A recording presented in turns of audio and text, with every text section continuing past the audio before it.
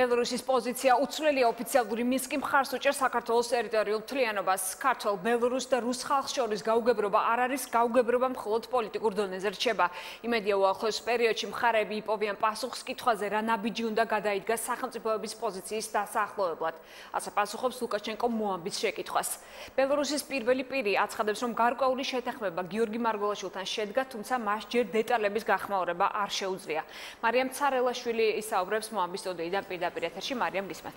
თამარ, საკმაოდ დიდი იყო ინტერესი თუ რა გზავნილები ექნებოდა ბელორუსის პრეზიდენტს რუსეთ-საქართველოს ურთიერთობებთან დაკავშირებით, როგორც რუსეთის ახლო მოკავშირე ქვეყნის პრეზიდენტს საზოგადოებრივ მაუწყებელს მიეცა საშუალება კითხვა დაგვესვა პრეზიდენტ ლუკაშენკოსთვის და ჩვენ ვკითხეთ, დარჩებოდა თუ არა უცვლელი ბელორუსის პოზიცია აფხაზეთისა და სამხრეთ ოსეთის არაღიარებასთან დაკავშირებით იმ ფონზე, როდესაც რუსეთმა გააფორმა ამ ოკუპირებულ ტერიტორიებთან ეგრეთ წოდებული ინტეგრაციის შეთანხმება. პრეზიდენტმა ლუკაშენკომ გვიპასუხა, რომ შეიძლებოდა რუსეთს არ გადაედგა ეს ნაბიჯი, თუმცა მან რამდენჯერმე გაიმეორა და ახსენა იმის აუცილებლობა, რომ მხარეებმა მოძებნონ დაახლოვონ პოზიციები და იცხოვრონ ერთ ოჯახში.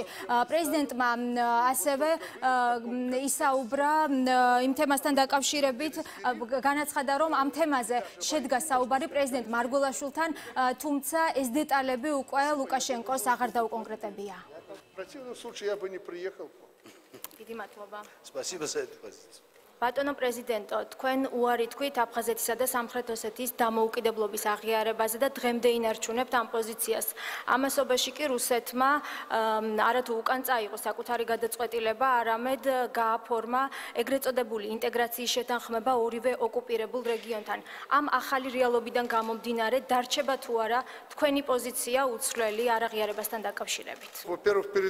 ეს ახალი პრობლემები ჩემს წინაშე არავის დაუყენებია ამ კონტექსტში, რაც თქვენ ახსენეთ. თუმცა პრეზიდენტმაც თქვა, რომ მთელი ამ გაუგებრობის, კონფლიქტის, ომის პირობებში რუსეთ-საქართველოს შორის შეიძლებოდა უფრო რბილად აწყობილიყო ურთიერთობები და არ გადადგმულიყო ის ნაბიჯები, რაც თქვენ ახსენეთ. შესაძლოა, მაგრამ ჩვენ პრეზიდენტები რეალისტები ვართ და მოვილაპარაკეთ, რომ მოდით გავავლოთ ხაზი. დაველოდოთ ხვალინდელ დღეს თუ რა ნაბიჯები შეიძლება გადაიდგას, რომ მოხდეს ნორმალიზება საქართველოსა და ბელორუსს შორის.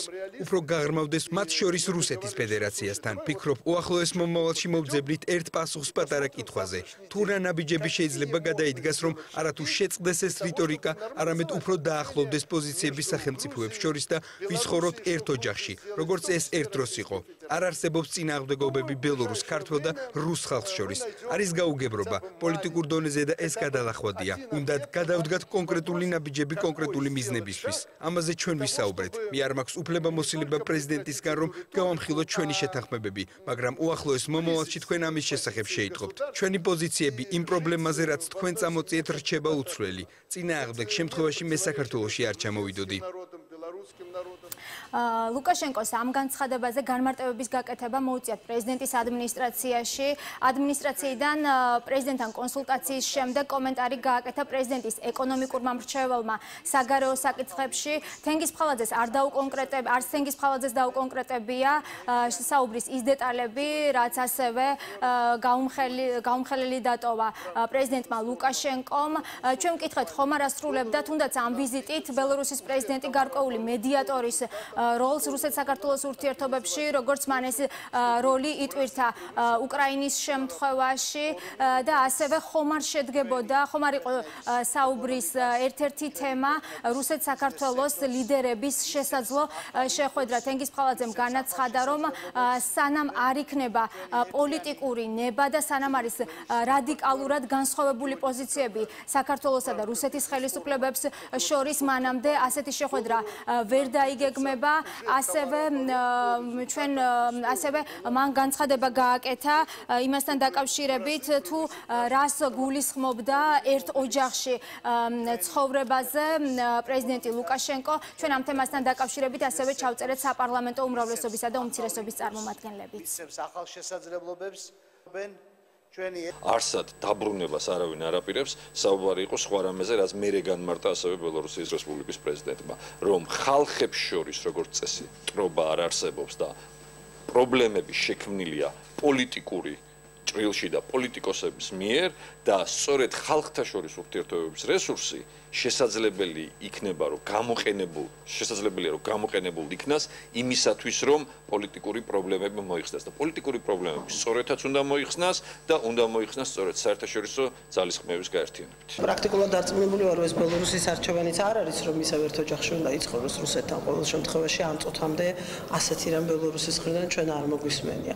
საქართველოს არჩევანს რაც შეეხება ამ არჩევანს აკეთებს ამ ქვეყნის მოსახლეობა აქ ამ ჩემს სამშობლოში მცხოვრები ადამიანები ვაკეთებთ ამ გადაწყვეტილებებს ამ ვიღებთ ამ გადაწყვეტილებებს და ეს გადაწყვეტილებები დიდი ხანია მიღებული გვაქვს ჩვენი ქვეყნის მის ბუნებრივ სივრცეში დაბრუნებასთან დაკავშირებით. ჩვენი ბუნებრივი სივრცე არ ყოფილა საბჭოთა კავშირი, ჩვენი ბუნებრივი სივრცე არის ევროპა და სწორედ იქ მივდივართ და იმედი მაქვს დიდი რომ ძალიან სწრაფად მოხდება ეს პროცესი. საქართველოს არის და იქნება მე დარწმუნებული ვარ ერთიანი ევროპული ოჯახის წევრი და ჩვენ სრულფასოვან ადგილს დავემკვიდრებთ ერთიან ევროპულ ოჯახში. მე ვისურვებ მხოლოდ რომ ეს იქნება რუსეთი, ეს იქნება ბელორუსი თუ ნებისმიერი სხვა იმ ღირებულებებზე დაფუძნებული, რომელიც ევროპულ დემოკრატიულ ღირებულებებს ეფუძნება და ეფუძნებიან და გაწევრიანდებიან და გახდებიან სრულფასოვანი წევრები ოჯახის, მაგრამ ჯერჯერობით ყოველ შემთხვევაში მე რუსეთის მხრიდან ამ პრერეკვიზიტს და საფუძველს ვერ ვხედავ. მხოლოდ ვისურვებდი ჩვენ ერთი მხრივ მივდივართ ნატოსკენ, მივდივართ ევროკავშირისკენ,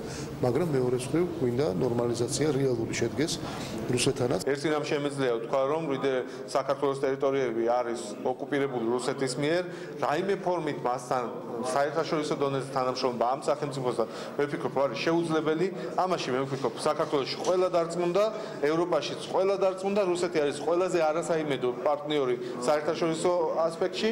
აქედან გამომდინარე სხვა შეფასებებს და სხვა მოლოდინებს ამასთან მიმართებაში მე მხარს არ დავუჭერ.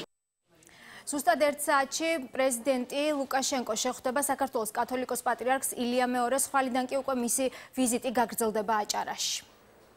მადლობა მარიამ ცარელაშვილი საუბრობდა მოამბის სტუდიიდან.